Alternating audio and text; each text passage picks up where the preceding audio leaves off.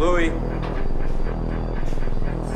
a moment of pain is worth a lifetime of glory. You remember that. The biggest key to success in anything you do is you gotta have an unlimited supply of you. This drive and passion, and it may come from nothing. Like for me, there was no passion, no drive, no nothing. But I had this fire that I'm gonna be somebody. You can make as much money as you want, you can have as much freedom as you want, you can have as much opportunity as you want, but you gotta go out and get it, because I can tell you right now, every single one of you out there have exactly what you deserve. You might think that life is unfair, you might think that life dealt you a bad hand, but I'm here to tell you, life will give you exactly what you tolerate. And if you've been tolerating mediocrity, you've been tolerating average, you've been tolerating this victim mentality that you're carrying, then guess what? You have exactly what you deserve. Nobody cares, you know? At the end of the day, nobody cares. What we're going through, how your body feels, nobody cares. We gotta do our job. And we emphasize that to each other again today. You know, hey, I got your back, you got mine, nobody cares, man, we gotta go. And before practice, during practice, after practice, you know, we're always just trying to push whoever's listening that, is it fair? No. Because I want to have emotions about things. I want to think about things as a human being. Reminder that if you want to be exceptional, you're going to be different from everyone else. That's what makes you exceptional. You can't fit in and also be exceptional. Both have discomfort.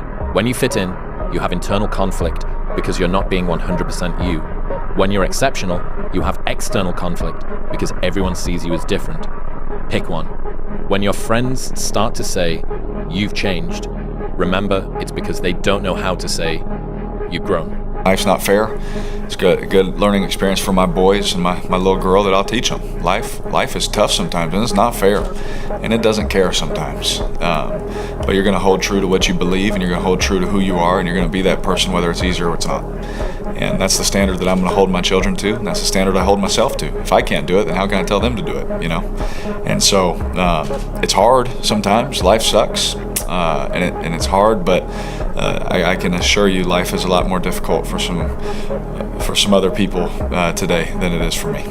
A real man is born to serve. Period. And we can't lose that. Masculinity to protect and to serve and to help.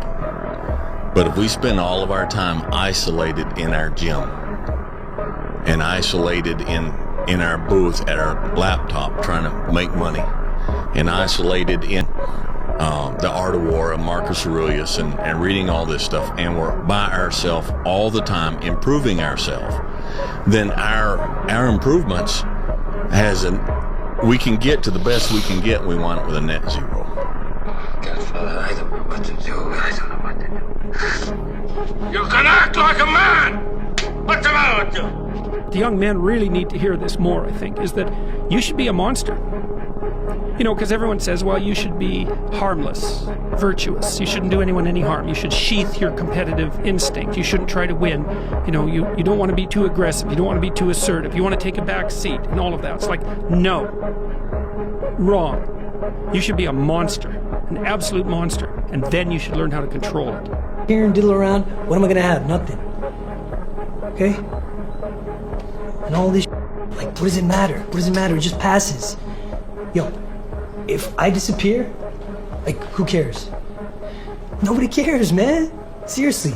Yo, and that's okay. That's life, okay? It just passes. It just passes. Do you know the expression, it's better to be a warrior in a garden than a gardener in a war? Right, exactly. That's exactly it. Yeah. And that's exactly right. And so when I tell young men that, they think, well, lots of them are competitive. They're low in agreeableness, you know, because that's part of being competitive. There's nothing wrong with it. There's something wrong with cheating. There's something wrong with being a tyrant. There's something wrong with winning unfairly. All of those things are bad. But you don't want people to win? What's the difference between trying to win and striving? If you want to be great, you want to be best ever at what you do, you're going to be misunderstood by everybody because you're going to be so obsessed and so driven to get there. That's what it takes. That's the truth. It takes every second of your life. Anybody says balance? Yeah, balance is important for a lot of people. It is. But if you want to go to that edge where people do not like you, don't understand you, question everything you do, you've arrived. When you are misunderstood to the point where people think you're psycho and you're nuts and you're this and that, why are you in the gym at 1 o'clock in the morning? You just got through doing an op for 13, 14 hours after Ranger School, man, at the gym. What's wrong? You will never understand what is wrong with me. And that's why I'm so glad you don't, because I'm in the right spot. When people don't understand you anymore, you're in that spot of obsession and drive, where people are like, what the? A harmless man is not a good man. A good man is a very, very dangerous man who has that under voluntary control. There's 10,000 times more going on inside the head of a man than you have any idea. He's carrying burdens that you don't have a clue about, and he don't know how to express them, and he don't know what to do about it, and he figures if he puts it out there and communicates it, he's just going to be shot down, called a fool, called weak, so he carries it inside, and you have no clue the burdens and the hell that most men are carrying inside and not even showing you. There's this line that I heard David Goggins say on Rogan, and I can't remember who he was saying it to or what he said in response to, but he just said, I'm David Goggins. I remember him saying it, and I thought to myself, like, you want to be able to say that in the mirror to yourself and not laugh at yourself. And the only way that I can do that is know that when no one's watching, I work harder than when they're watching. And thinking about it like that has given me this persistent and ever-present scorecard or third party that's like, no one's watching, which means now you have to work, because otherwise you're full of... We don't rise to the standards we have when others are watching. We fall to the standards we have when no one is watching. The only work that really matters is the work that no one sees. It shows you who you really are rather than who you say you are. Out of the 100 men that go into war, 10 shouldn't even be there. 80 of them are just targets. 10 do most of, or 9 do most of the fighting. 1 is a warrior. And it's a true quote to life. I saw it going through training. I saw it everywhere I went. There's so many people who just show up to life that shouldn't even fucking be around. And there's few people who do all the work. I wanted to be part of that 9, and I'm working towards being that 1. And that's just how I live my life. I think a real man is born to serve. And serve means provide for those that are in your sphere of you to provide for. It means to protect. It means to encourage. It means to teach and to train. And sometimes it means to step back and let them hit the wall. Sometimes the best service you can do for somebody is to, when it's all done, walk up and look down and say, did that hurt? You know, that's what they needed. But we won't do that because it makes us look bad, and even in our service to others, we do it for ulterior motives, you know. But yes, I believe that very strongly. I believe if you spend your whole life to yourself, for yourself, you have no purpose of being here. Your family's looking for that one guy right now.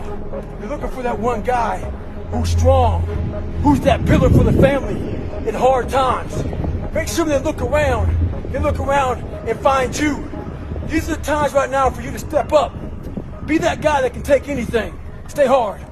The disciplined people execute no matter what, because the outcome of what they're doing is more important than how they feel that morning. It's cold, it's hot, I didn't sleep well, I had a nightmare, I don't feel like it, it's gonna hurt. Who gives a crap, right? The disciplined person takes action no matter what.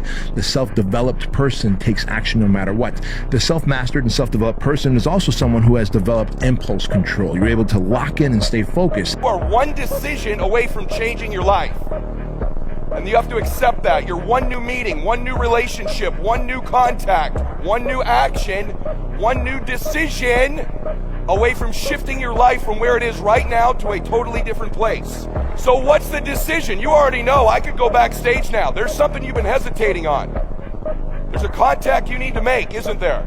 There's a job you need to quit. There's a relationship you need to engage in. Maybe there's a relationship you need to leave.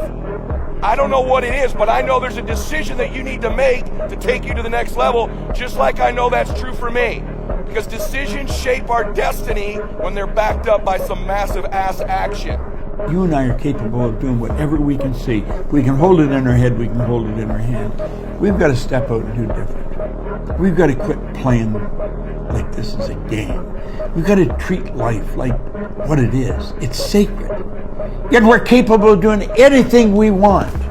But we've got to do it. It ain't going to happen for us. Those times when you get up early and you work hard, those times when you stay up late and you work hard, those times when you don't feel like working, you're too tired, you don't want to push yourself, but you do it anyway. That is actually the dream. That's the dream. It's not the destination, it's the journey. And if you guys can understand that, then what you'll see happen is that you won't accomplish your dreams. Your dreams won't come true. Something greater will. There isn't a past, there isn't a future. Now's it. Is it? When the sand's gone, it's gone. Now you see there's more sand in the bottom of the glass than there is in the top. Here, boom, I can turn it over. Now I got more sand in the top than the bottom. You can't do that with your life. I can do it with a sand timer, but I can't do it with my life. But I can be more effective now by making up my mind I'm going to be. And that's what I recommend you do. Don't waste your time. Do you know that everybody alive gets exactly the same amount of time to get all there is? It's what we do with it that makes the difference. Don't waste your life. Set your goals high. Quit thinking about what's wrong. Start thinking of what's right. Love a little more, hate a little less. You have no idea what you're capable of doing. Make up your mind today, you're going to figure it out. What happens is that it's failure to act often that's the most catastrophic. You know, I mean, it's to not do the right thing when the situation presents itself, and it's very specific. You know, you're constantly in situations where you could do the right thing if you were willing to take a risk that's actually of relatively moderate size. And you know that you could take the risk, and you know that you should take the risk, and you don't. And that happens to people all the time. And then what happens is the thing that they didn't oppose grows a little bit, and they shrink a little bit. And that starts a loop, hey? And you say, well, how do you take responsibility for the world? And the answer is, well, you also have to do it with a certain degree of humility, because what do you know? Turn your feelings off when it comes down to you wanting to be better. What that means is when that alarm clock goes off, your feelings gotta go away. It's raining outside, it's cold outside, when you don't want to put those long hours in at work, that's what I'm talking about. Your feelings must go away. When you know everybody's gone home to their families, but you know you want to be the top salesperson in the world, or you want to be the best lawyer in the world, whatever it is, when everybody leaves to go home and there's only one light on in a building, a 15-story building, and only one office. Every office is dark. There's one office with one light on, and as those go from the club, they look up every day, 2 o'clock in the morning, they see that, and that light's always on. That's the right there you gotta be. Empty the cup and start from the beginning. It's not easy to do, but at the moment it's the only way that I see how something that is blocked can be brought back to movement. You must spill the OT and pour in new one. Then things look different. Committed to your dream. Yes. Committed to your dream. Anybody can dream it, but you'll never see it until you're willing to be committed to it. The difference between professionals and amateurs. I ask that question all the time. People say, professionals get paid, this and that. And no, man, some professionals don't get paid, man. I mean, the real difference is that professionals have standards. All right? You have to have a standard to measure your actions against in order to ever grow, or in order to know where you're at, whether you're making progress or whether you're digressing in life, right? So you should have standards in everything.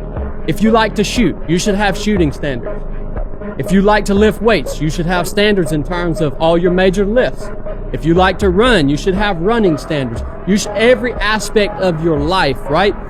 But you should also have an overarching standard that guides your very being from day to day. The decisions that you have to make, the way you're reacting to situations in your life, you have to have a standard there too. And so the first, I mean, I've said this before, but the first two words of getting out of poverty are my fault. And the thing is it doesn't actually matter if it is your fault, but it is your problem. And so you have to solve it because no one else will.